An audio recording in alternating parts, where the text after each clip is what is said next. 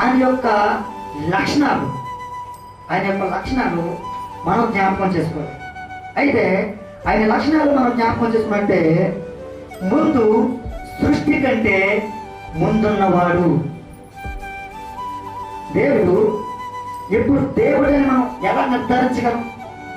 ఆయన దేవుడని మనం ఎలా నిరూపించగలం అంటే ఆయనలో కొన్ని లక్షణాలు ఉండాలి. ఆ లక్షణాలు ఒక లక్షణాలు మనం జ్ఞాపకం చేసుకున్నట్లయితే, ఆయన సృష్టి కంటే ముందుండాలి. ఆదికాండము 1వ అధ్యాయము 26వ వచనం ఒకసారి మనం చూసినట్లయితే, దేవుడు మన స్వరూపమందు మన పోలిక చొప్పున నరులను చేయటము. చాలు.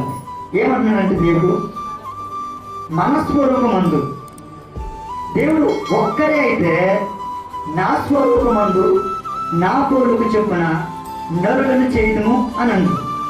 అయితే దేవుడు అక్కడ ఒక చక్కని మాటలు మాట్లాడుతున్నాడు. ఎలా అంటే మన అంటే ఒకరికంటే ఎక్కువ ఉన్నది, బహువచనం మాట్లాడేదైనా మన స్వరూపం ఉంది అంటే యేసు క్రీస్తు ప్రభువు అంటున్నాడు. ఏమంటున్నారంటే మన స్వరూపం ఉంది మన పోలిక చొప్పున నరులను చేయటము.